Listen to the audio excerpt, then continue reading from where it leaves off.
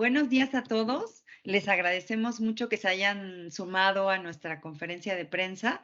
El día de hoy les tenemos unas cifras vinculadas a educación financiera, inclusión financiera y la actualización de nuestro reporte COVID. Y el día de hoy nos acompaña Normalicia Rosas, directora general de AMIS, y tendremos una presentación que realizará ella y posteriormente nuestra sesión de preguntas. Muchas gracias, Norma. Muchas gracias, María Luisa. Pues me da mucho gusto saludarlos. Hoy tenemos una presentación bien interesante porque pues también estamos en un mes para nosotros fundamental para poder hablar de la educación financiera. Entonces vamos a hablar un poquito de este tema y enseguida pues también terminaremos con las cifras COVID, que es lo que normalmente presentamos. Y bueno, comenzando con este tema de educación financiera, hemos hablado mucho también de todo lo que tiene que ver con hacer algunos esfuerzos muy puntuales y que podamos ir midiendo. Entonces, bueno, a mí me gustaría platicarles sobre cómo vemos la inclusión financiera y pues particularmente por género y cómo lo hemos tratado de impulsar desde la asociación. Si nosotros vemos la población económicamente activa al cierre de agosto del 2022, pues lo que podemos apreciar, de acuerdo a la Encuesta Nacional de Ocupación y Empleo, es que el 60% de esta población económicamente activa está conformada por hombres y el 40% por mujeres.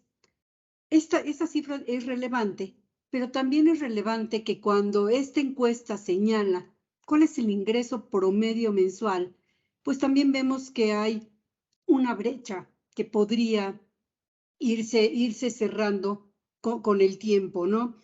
Los hombres en promedio ganan 9,053 al mes contra las mujeres que tienen un salario ligeramente inferior en promedio de 7,827.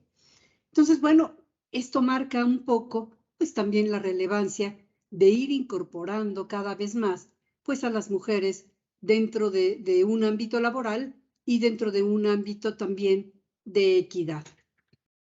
Si me ayudan con la siguiente, es bien interesante ver cuando hablamos particularmente de la población femenina económicamente activa, es decir, aquellas mujeres que están adultas ya en edad de trabajar, pues lo que podemos ver es que el 45% de ellas están ocupadas y hay un porcentaje bien alto de mujeres que están desocupadas.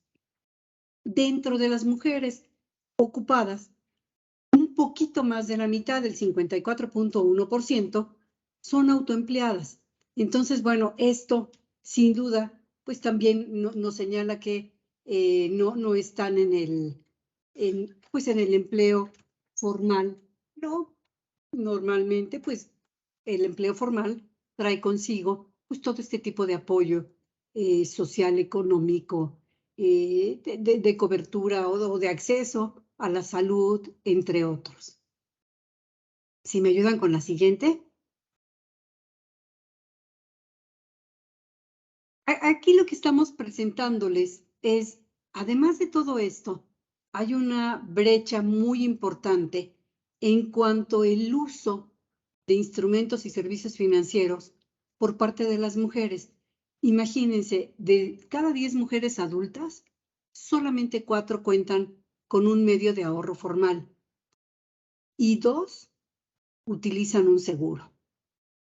Estas brechas son bien interesantes. No vamos a presentar todas las cifras que tenemos o que se pueden consultar tanto en la Encuesta Nacional de Inclusión Financiera como en la Política Nacional de Inclusión Financiera 2020-2024, porque son datos muy extensos, pero quisimos destacar que hay brechas también muy importantes, no solamente por la condición de ser mujeres, sino también por el lugar en donde viven, por las condiciones de ser madres solteras, etcétera.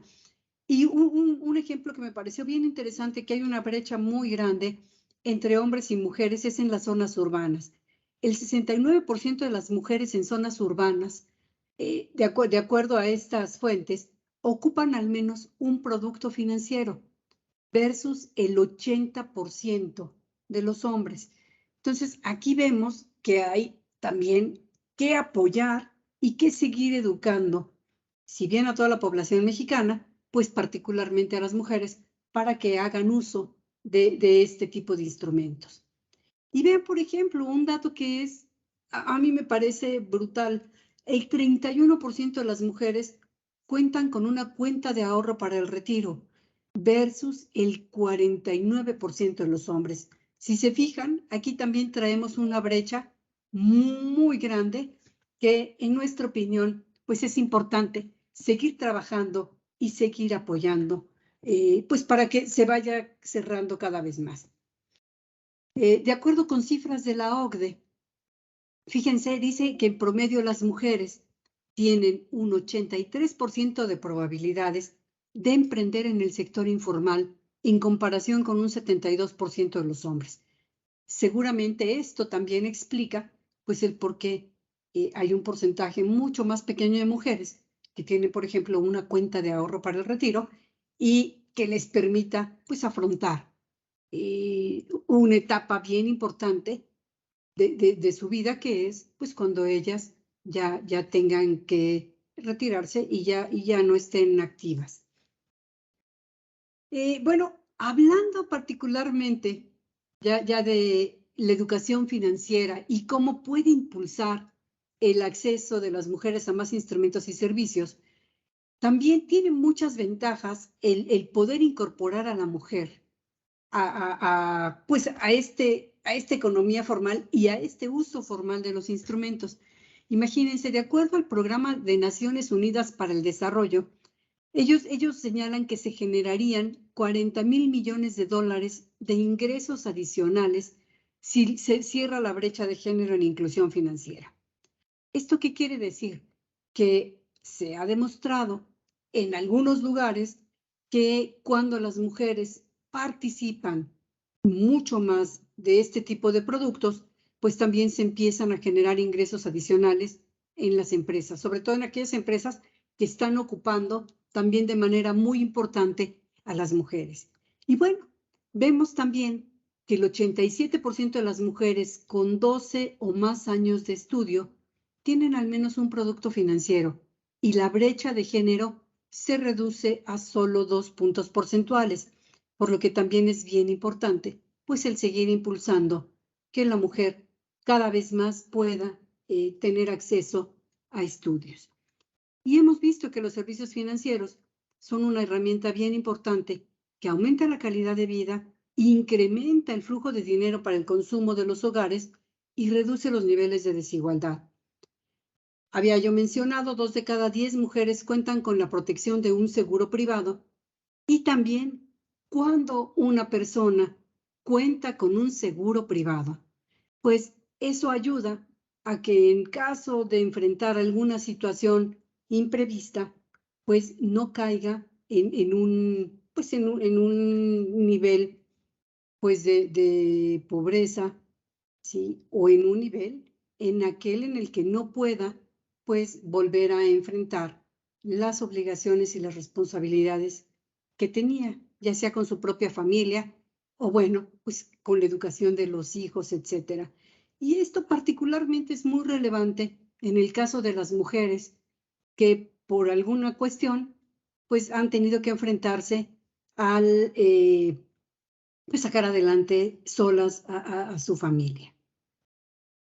Si me ayudan con la siguiente.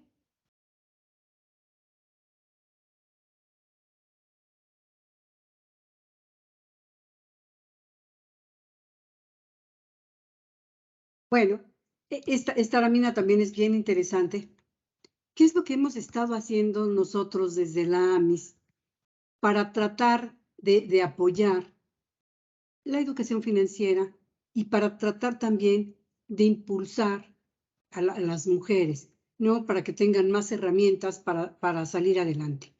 Bueno, pues tengo el gusto de platicarles que ya llevamos más de un año trabajando con la Conducef y con InMujeres en un proyecto bien interesante de educación financiera.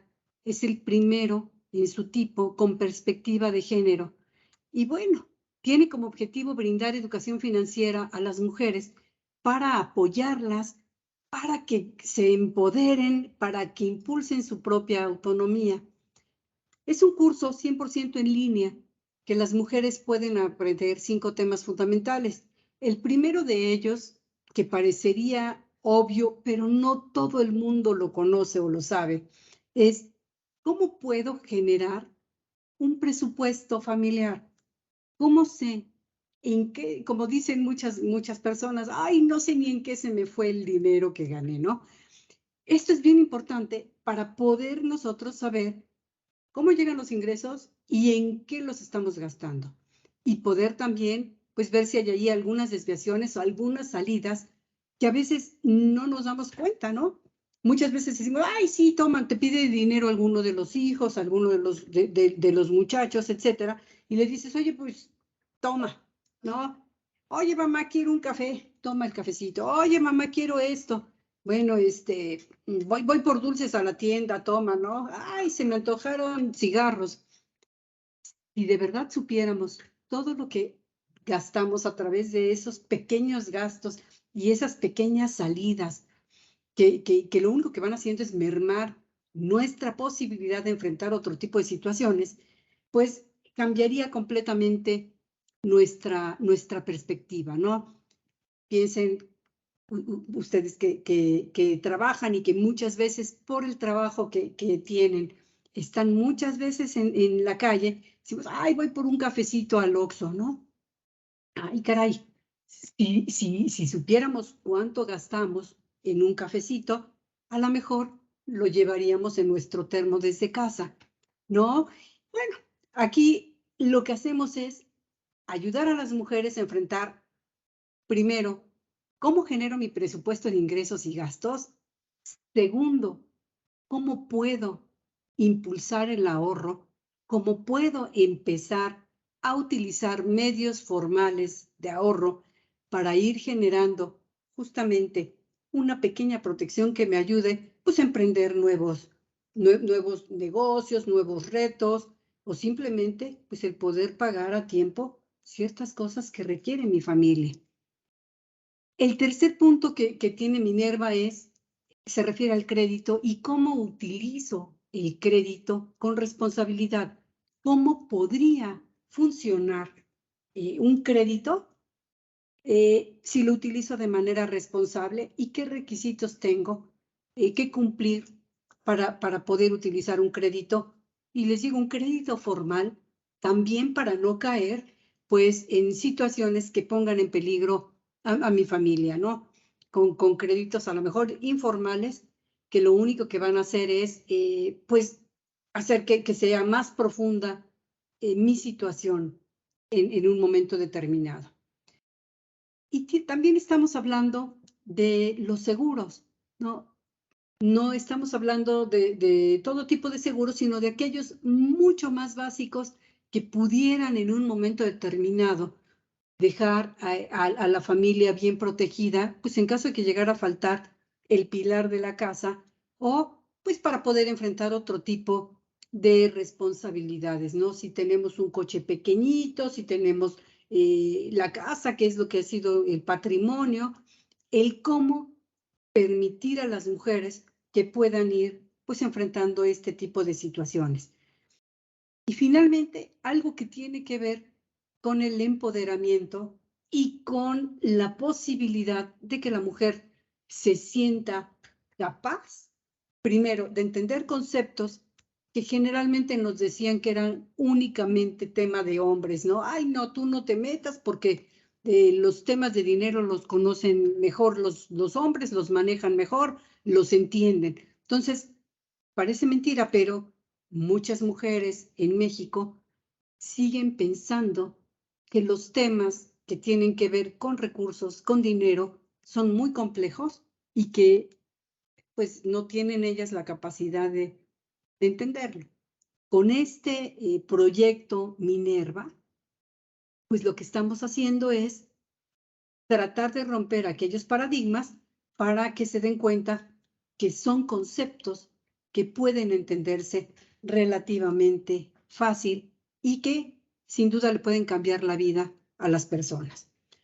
Este curso está disponible en el sitio web. No necesitan cursarlos todos al mismo tiempo o seriados.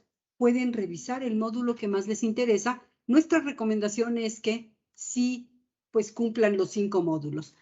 ¿Qué es lo que necesita una mujer para poder entrar y acceder al módulo? También pueden entrar hombres, ¿verdad? Y son los mismos conceptos. Pero lo único que necesitaríamos, pues, es saber leer, ¿sí? No tiene ningún otro prerequisito.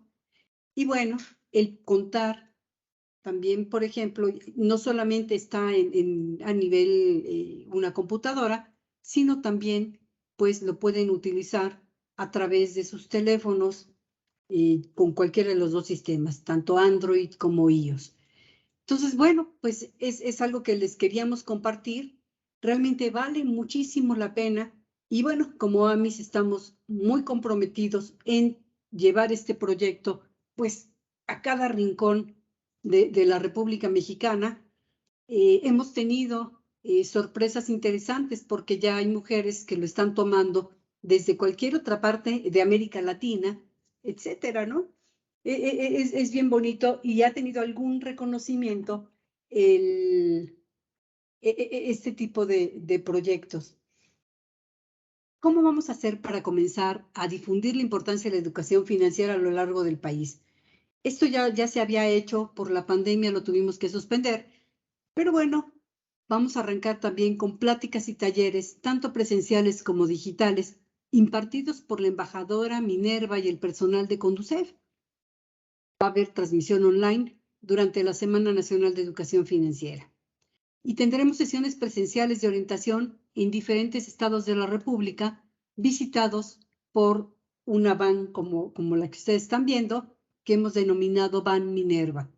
Y esta van visitará de octubre a diciembre distintas localidades en las regiones del norte, del Bajío, del sureste y centro del país, y ahí pues se le proporcionará a la mujer la posibilidad de que pueda ingresar al curso, que vea cómo se maneja, que rompa un poquito el miedo a ir avanzando.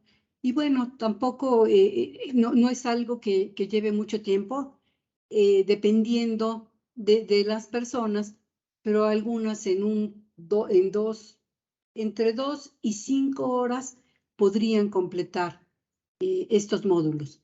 Entonces, bueno, creemos que es algo que vale muchísimo la pena. Ya hay muchas mujeres que han tomado pues este curso, nos han dado retroalimentación también muy interesante y bueno, creemos que es un buen momento de irlo impulsando y vaya, pues permitir que las mujeres tengan herramientas para ir enfrentando todas las responsabilidades que día a día van teniendo. Entonces, pues es algo de lo que les quería platicar sobre Minerva.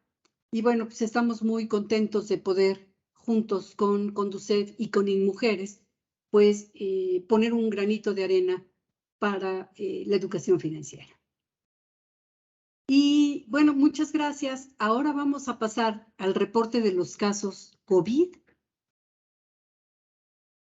Y es un poco comenzar a ver la actualización de las cifras que estamos manejando. Bueno, ustedes saben que a 30 meses de la pandemia, el seguro ha respaldado a más de 206,000 familias mexicanas.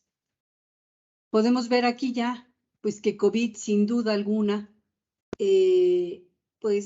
ocupa el lugar número 1 en los eventos más grandes que ha respaldado este sector asegurador, ¿no? Afortunadamente, pues las compañías han tenido el capital suficiente para hacer frente a estas obligaciones, las reservas adecuadas y pues el sector está listo para seguir atendiendo cualquier otra eventualidad que pudiera presentarse.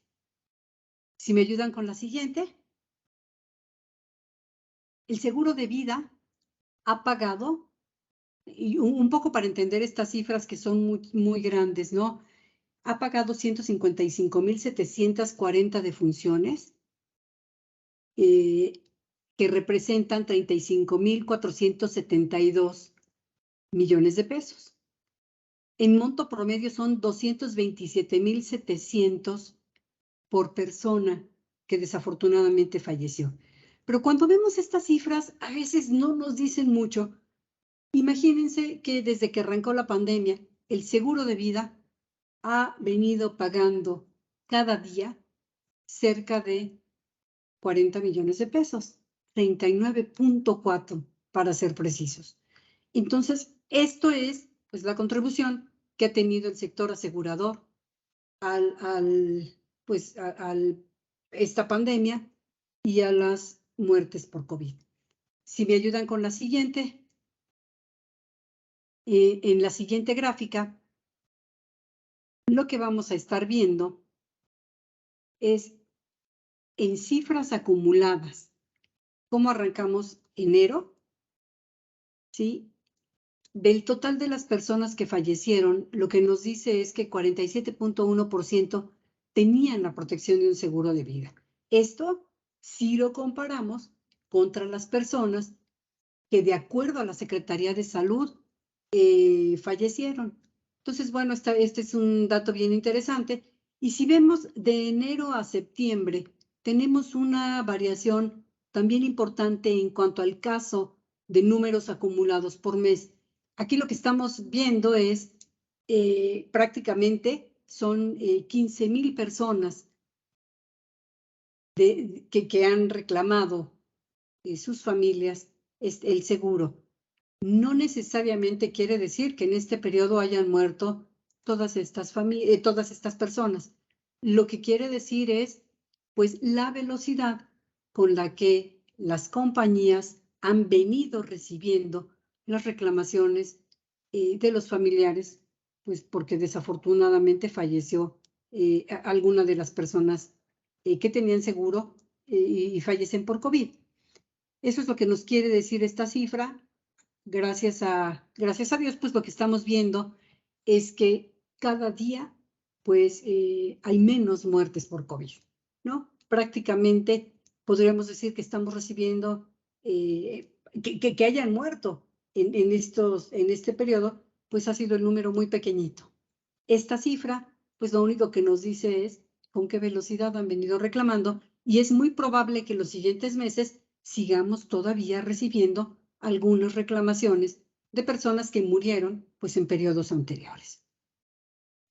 Si me ayudan con la siguiente, el 47% de las defunciones de asegurados se concentran en Ciudad de México, el Estado de México, Jalisco, Veracruz y Nuevo León. Como en todas las ocasiones estamos poniendo aquí en rojito pues las cifras que reporta la Secretaría de Salud y en verdecito pues aparece el número de reclamaciones que hemos tenido.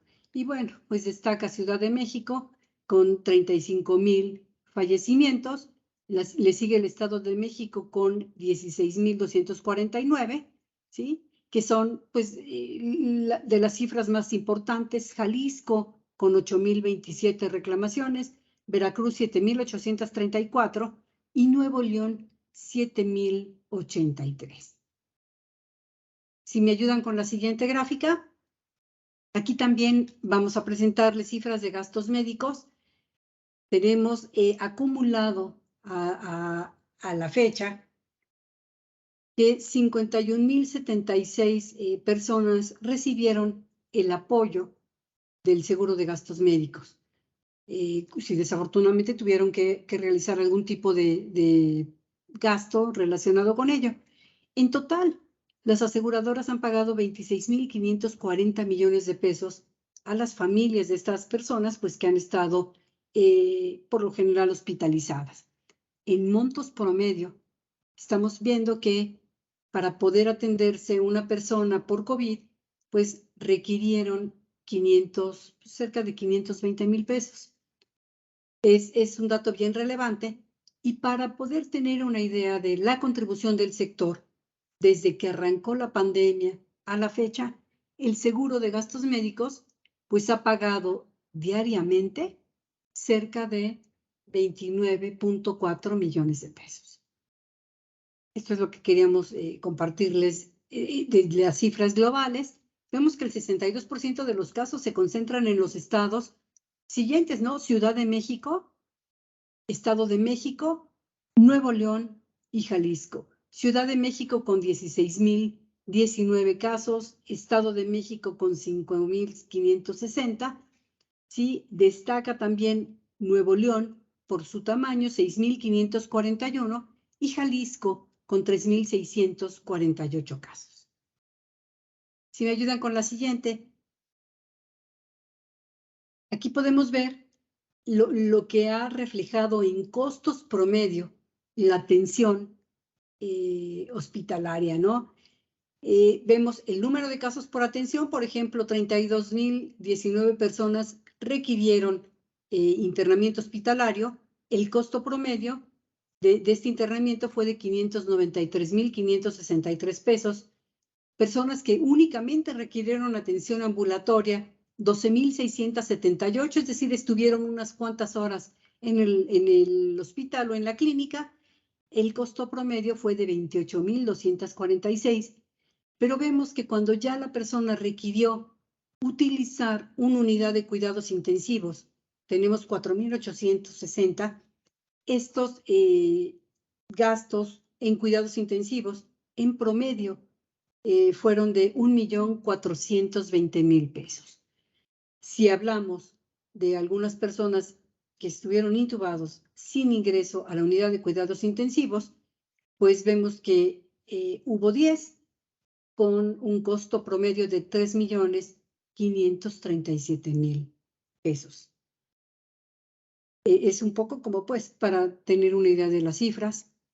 Afortunadamente pues estamos viendo que prácticamente ya no hay personas que lleguen a la unidad de cuidados intensivos o al hospital, gracias también pues a los esquemas de vacunación y pues a que también ya pues la población está un poquito más preparada para enfrentar todo esto.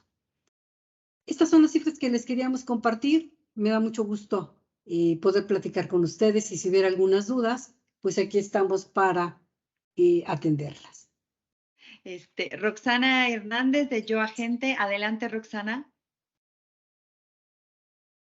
Muchas gracias. Muy buenos días. Siempre un gusto saludarles. Muchas gracias. La pregunta es con respecto al proyecto Minerva. Ajá. Y me gustaría saber a partir de qué día inicia la difusión del proyecto, cuándo termina y si nos pueden compartir las ciudades que van a visitar. ¿Cómo no? Mira, yo te podría decir que la difusión ya empezó. Hemos estado muy activos. Vamos a aprovechar el estar justo con la semana de educación financiera y vamos a visitar algunas ciudades como Salamanca, León, Orizaba, Puebla, Oaxaca, Lázaro Cárdenas, Ciudad de México también, Zaguayo, Michoacán, Colima y Guanajuato. Son los que en este momento recuerdo y creo que son los que vamos a estar visitando. De acuerdo, mil gracias. No, con mucho gusto. ¿Alguien más tendría alguna pregunta? Parece que tenemos una mano levantada, ahora la de Roxana. Javier, ¿alguien más quisiera preguntar? Sí. ¿Alina? Alina Archundia. Adelante, Alina. Gracias, buenos días a todas, a todos y a todas. A todos, buenos días. Gracias.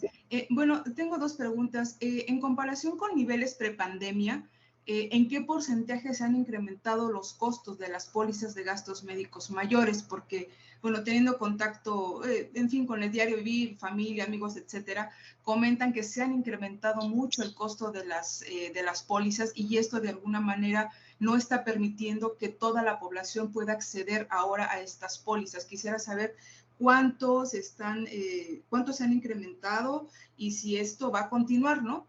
Pensando en que pues no ha terminado, digo, si bien disminuyeron los niveles de enfermedad y de defunción, pero esto no ha terminado. Eso por una parte. Y la otra es, comentaban al inicio que la AMIS está preparada, digamos que solvente, ¿verdad? Económicamente para continuar pagando los seguros, ¿no? Que se demanden. Quisiera saber si están preparados para otra ola así fuerte de una pandemia. Digo, se habla, ojalá y no, ¿verdad?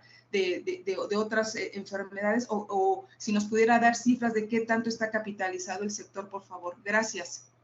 Sí, cómo no. Mira, sobre la primera pregunta, yo lo que te puedo decir es que nosotros como asociación, somos una asociación que representa y reúne pues a prácticamente 86 aseguradoras en el país, no podemos hablar de precios, ¿sí? Entonces, aquí depende de cada una de las aseguradoras, depende de muchos factores, la siniestralidad que haya enfrentado, etcétera, el cómo van, pues, modificando los costos de sus propias pólizas. Cada una de las compañías lo hace y te digo, es en función de todo lo que tuvieron que enfrentar. No es algo así tan directo como lo que señalas de tuvieron que pagar muchos de los siniestros COVID, ¿sí? Bueno, se pagaron, por ejemplo, en la parte de gastos médicos, hubo una cierta compensación, no completa, pero si bien hubo muchos siniestros COVID, en ciertas épocas, pues las personas dejaron de ir al hospital pues a tratarse padecimientos que podían esperar, ¿no? Una hernia, una operación de rodillas, etcétera. Entonces, depende cómo le haya ido a cada una de las empresas y cómo se haya comportado su cartera en particular, pues los incrementos que estén ellos enfrentando, previendo o simplemente a lo mejor ni siquiera incrementarlo. No, yo lo que te podría decir es eso y pues dependerá de las políticas y de lo que piensa cada una de las empresas, pues en función de eso determinan sus tarifas, ¿no? Eso en gastos médicos. En la parte de vida, pues también lo que podemos nosotros darnos cuenta es que también depende de otros factores y depende de las carteras que haya tenido y del número de muertes que haya registrado y de cómo prevén hacia adelante que pudiera seguirse comportando este fenómeno. Entonces, depende de tantos factores que cada una de las empresas lo determina. Y aquí mi recomendación, pues, es que se acercaran con alguna agente de seguros que les pueda proporcionar algunas alternativas. Eso es lo que yo te diría, Alina. Y la siguiente pregunta se me olvidó. Sí, era sobre el grado de capitalización del sector, que comentabas en un principio que estaban listos para, a eso se refería. Sí, mira, el sector ha enfrentado la pandemia prácticamente con, te podría yo decir que es el triple del capital que requiere por ley para operar. Entonces, estábamos en niveles tal vez de 3.2. Después de enfrentar este tipo de riesgos, pues las compañías andan cerca del 2.9. Si consideramos a todas las compañías del sector como si fuera una sola empresa, pues el sector está capitalizado y te digo, prácticamente estamos 3 veces lo que requiere la regulación. Entonces, las compañías siguen capitalizadas de manera muy relevante y cuenta con recursos suficientes pues, para enfrentar todas estas responsabilidades. Espero haber contestado tu pregunta. Sí, gracias. Antonio Hernández del Universal. Hola, buenas tardes. Hola, buenas tardes. Norma, yo quiero aprovechar la conferencia para un tema de coyuntura y más bien es como una aclaración por parte de AMIS. Sí. Sobre todo este tema de la aprobación en diputados de las cuentas bancarias. Quisiera entender si solamente se refiere a cuentas bancarias o si algo que se quede ahí en algún seguro que no haya sido reclamado también entraría dentro de estas disposiciones. Si nos podrías explicar. Y aprovechando, pues, ¿cuánto tiempo tiene alguien que es beneficiario, igual no sabía que es beneficiario de un seguro, para reclamar esos recursos? Muchas gracias. Y muchas gracias. Mira, realmente la ley del contrato de seguro es la que establece estos periodos. Son periodos de prescripción, ¿sí? Cuando estamos hablando de seguros de gasto, de seguros de daños, o sea, no relacionados con la vida de las personas, la prescripción para este tipo de seguros es contado 2 años a partir de que se enteró de que había ocurrido un siniestro.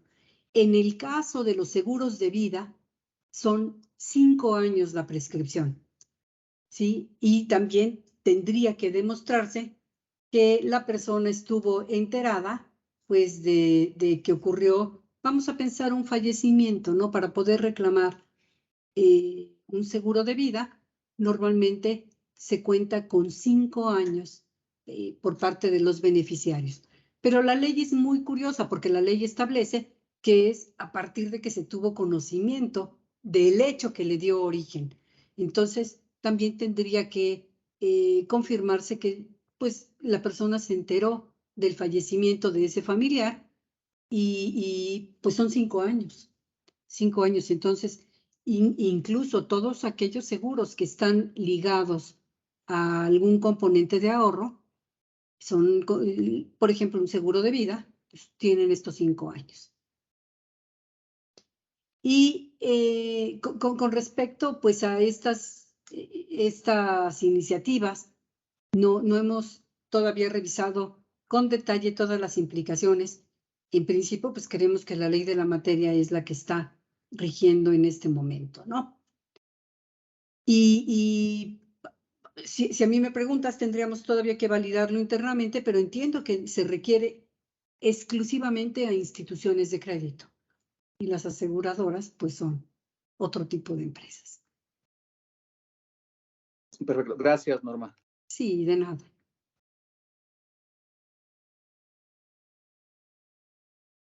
Natalia Estrada, de Enfoque Noticias.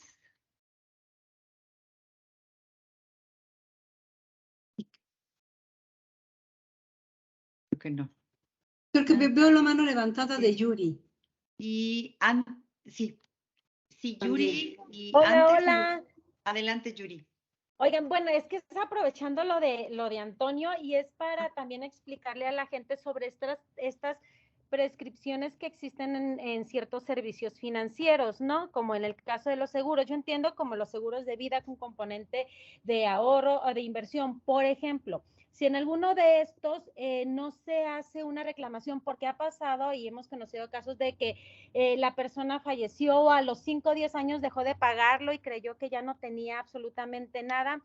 ¿Qué pasa con ese dinero? ¿A dónde se va el dinero de estas sumas aseguradas en el sector asegurador?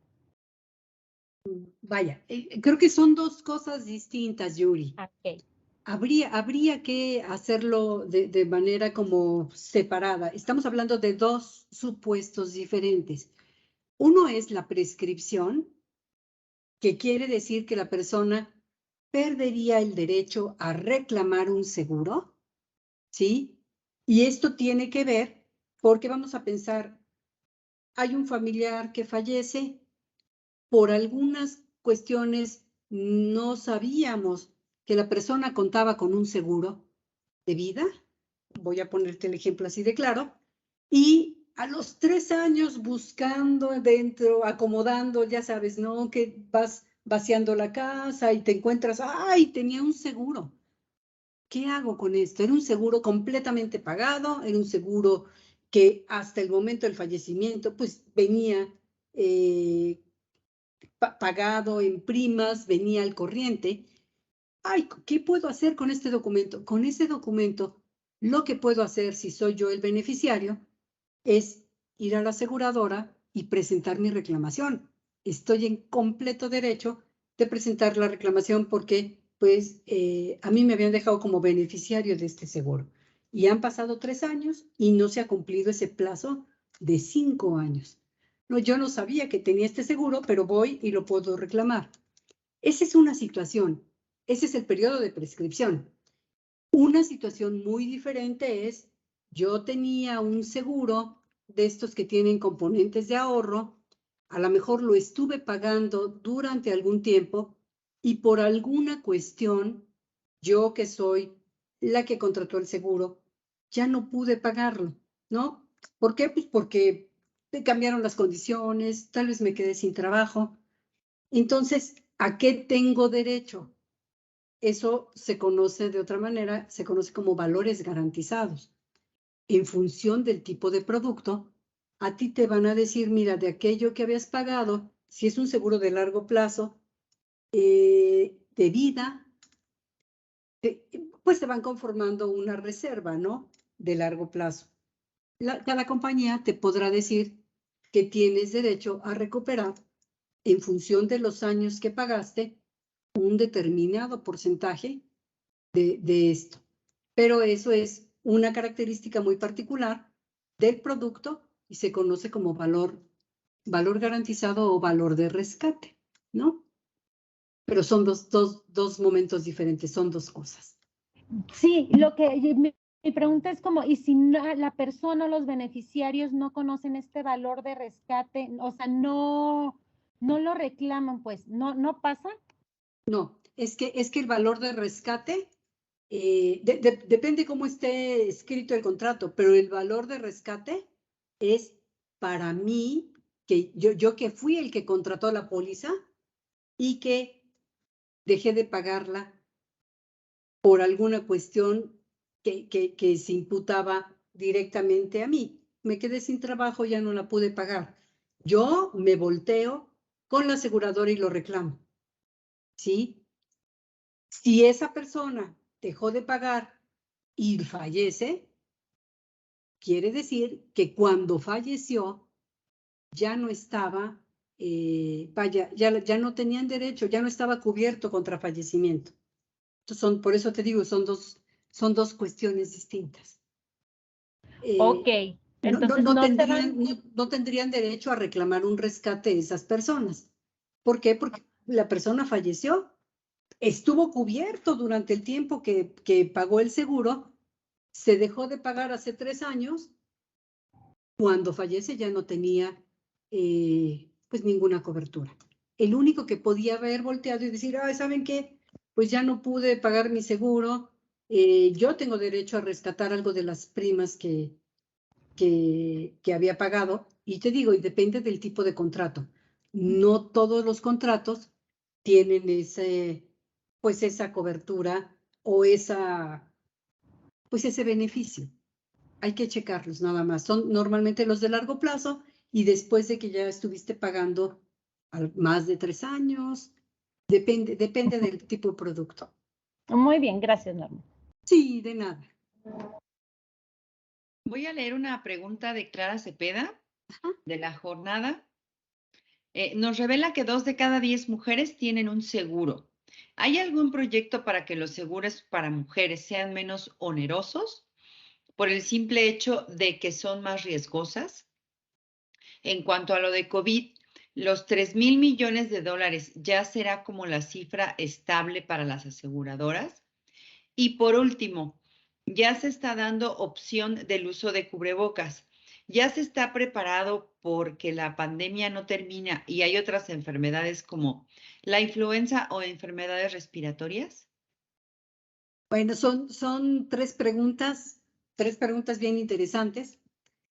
La primera sobre si se está planeando algo para que los seguros sean, pues no se tengan un nivel diferente entre hombres y mujeres. Yo creo que aquí lo que vale la pena señalar es que en el sector asegurador lo que nosotros hacemos es para poder establecer una prima, pues medimos distintos factores de riesgo, ¿no? Nosotros estamos acostumbrados a trabajar con el riesgo y a medir el riesgo de mejor forma. Hay momentos en los que, por el nivel de riesgo que tiene la persona, podría tener una prima mucho más baja. Si la comparamos en este caso, mujer contra hombre. ¿Qué es lo que ocurre, por ejemplo, en los seguros de vida? Si estamos hablando de un seguro de vida, normalmente las probabilidades de muerte son más altas en hombres que en mujeres. Automáticamente, midiendo ese nivel de riesgo, la prima o lo que pagaría una mujer de 35 años contra un hombre de 35 años, ¿sí? Pues la prima de la mujer debe ser más baja, justamente por esta situación, porque estamos midiendo un riesgo, ¿sí? Vaya, no es que artificialmente digamos, ay, vamos a impulsar para que más mujeres tengan este tipo de productos. Eso ya está implícito en la propia medición del riesgo. Lo que sí se puede hacer es, por ejemplo, crear ciertos productos muy particulares, y muchas empresas lo están ya haciendo, enfocados a riesgos de la mujer, ¿no? Por ejemplo, algunos productos donde pudieran ser indemnizatorios para apoyar cáncer de mama, por ejemplo, ¿no? O algún otro tipo de cáncer cervicouterino, o para apoyar a algunas mujeres, pues en cierta etapa durante la vida en la que pueden tener, pueden ser madres, ¿no? Todo esto, pues, se va generando. Yo creo que lo que sí tenemos que hacer es tratar de afinar ciertos productos que puedan apoyar de mejor manera a las mujeres.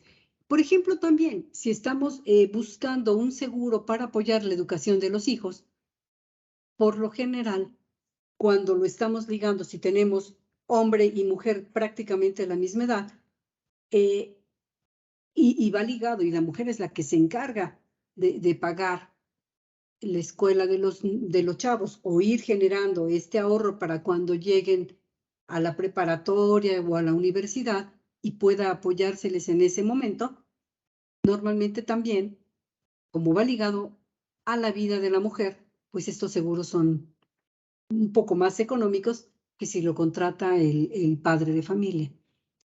Pero vaya, esto se va dando como por la propia dinámica, ¿no? Espero haber respondido.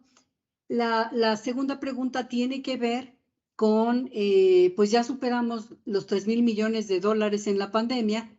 Varios meses tenemos que este monto se ha estabilizado, pues lo que sí estamos nosotros previendo es que ya los incrementos que pudiera ir generándose, pues es básicamente, son pequeños piquitos derivados de aquellas personas que no reclamaron en tiempo pues su póliza de vida, por ejemplo, ¿no? Que eso pues, lo vamos a seguir viendo. Nosotros decimos que como tienes 5 años para reclamar a partir del fallecimiento, es muy probable que tal vez todavía este año y un poco del próximo sigamos viendo aquellas personas que dijeron, ay, tenía un seguro de vida, no lo reclamamos. Eso es lo poquito que vamos a ir viendo, ¿no? Y bueno, pues para otro tipo de enfermedades, como bien decías, ya esperemos que no venga otra pandemia del nivel de la que tuvimos, pero para las influencias tradicionales, las estacionales, esperamos también que el COVID ya se vuelva endémico, ya sea prácticamente como esas grandes gripas, ¿no? que nos daban, o la influencia estacional. Bueno, las compañías de seguros siempre han estado ahí para respaldar pues a los asegurados y para ofrecerles ese servicio. Durante la época de COVID, también el año pasado, tuvimos algunas personas que tenían influenza estacional o que tenían algún otro tipo de enfermedad pues neumonías, las típicas o neumonía típica le llamaban, pues, el sector asegurador estuvo listo para enfrentarlas, como está listo ahora para seguir enfrentando este tipo de riesgos. Creo que no se me olvidó ninguna pregunta. Perfecto. Y tenemos una última pregunta de Luz Helena Marcos. Adelante, Luz Helena. Gracias. Hola, Norma. Buenos días. Buenas tardes, perdón. ¿Cómo estás? Tengo una duda, insistiendo un poco con el tema que trajo a la mesa Toño. Entonces, suponiendo que yo contrato un seguro de vida en la que voy al corriente, todo bien, pero suponiendo que yo y los beneficiarios que asigné, pongamos un caso muy dramático, ¿no? Fallecemos todos al mismo tiempo porque ocurrió un accidente de tráfico o algo así. ¿Qué pasa entonces con ese dinero al ya no haber beneficiarios? ¿Se los queda la empresa? ¿Va a la beneficencia como en esos casos del crédito? ¿Qué pasa ahí con ese recurso? Mira, esto tiene que venir perfectamente establecido en el contrato. Muchas veces, cuando no hay un beneficiario nombrado, se podría esperar a lo que establezca el testamento, pero depende del contrato, depende de cómo se haya contratado, cómo se haya establecido. Puede darse el caso en el que sí pasaron los 5 años, normalmente las aseguradoras a los 5 años podrían ya cancelar esta obligación. Pero te digo, hay una cosa bien curiosa en la ley del contrato de seguro que dice a partir de que tuvo conocimiento, ¿no? Y entonces, si la persona demuestra que no había, alguien que tenga derecho a ese seguro, demuestra que no había tenido conocimiento, que había fallecido, pues el familiar se fue a vivir a Estados Unidos, le perdieron la pista y se dan cuenta después de mucho tiempo que ya había fallecido, entonces podría argumentarse todo esto y la compañía reconstituye las reservas y paga. Pero esto en el caso de que haya una prelación, ¿no? O sea, suponiendo Sí. que yo tenía asegurados o como mis beneficiarios eran mis hijos, por ejemplo, y entonces yo a lo mejor un primo que nunca estuvo entre mis beneficiarios, ¿podría demandar ese recurso? No. Debe de haber algún documento oficial. Debe de haber un documento oficial y debe de haber beneficiados. Si son beneficiados nombrados, así uno a uno, sí tendrían que ser estos beneficiarios. Si hubiera alguna genérica en donde se dijera que es las personas que tengan derecho de acuerdo al testamento, podría cambiar la situación. ¿Qué ocurre? Efectivamente, pues hay algunas pólizas que no se han reclamado y tendríamos que ver exactamente cuál es el trato que se les da. Yo lo que te puedo decir, y según recuerdo, sí podría pues ser algo que pues la compañía de seguros pudiera quedarse con todo esto, ¿no? Pero te digo, pensando en que en cualquier momento puede volver a aparecer alguien con derecho y con motivos muy claros y se le paga. Eso es lo que yo te diría. Y bueno, igualito que en bancos, así como estaba para irse a la parte de la beneficencia pública, podría estarse generando.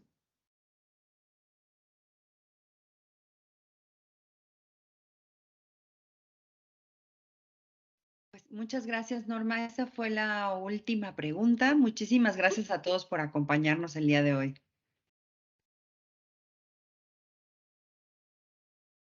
Sí, creo que ya no hay muchas preguntas. Muchísimas gracias. Realmente creo que son temas que vale la pena seguir reflexionando. Vamos a revisar con cuidado pues estos ajustes que están teniendo o estas iniciativas, porque finalmente creo que tenemos que pues también dejar mucha claridad en lo que está pasando, ¿no? Y también desde el lado del seguro, pues pueden ocasionarse algunas cosas que tengamos que aclarar con más,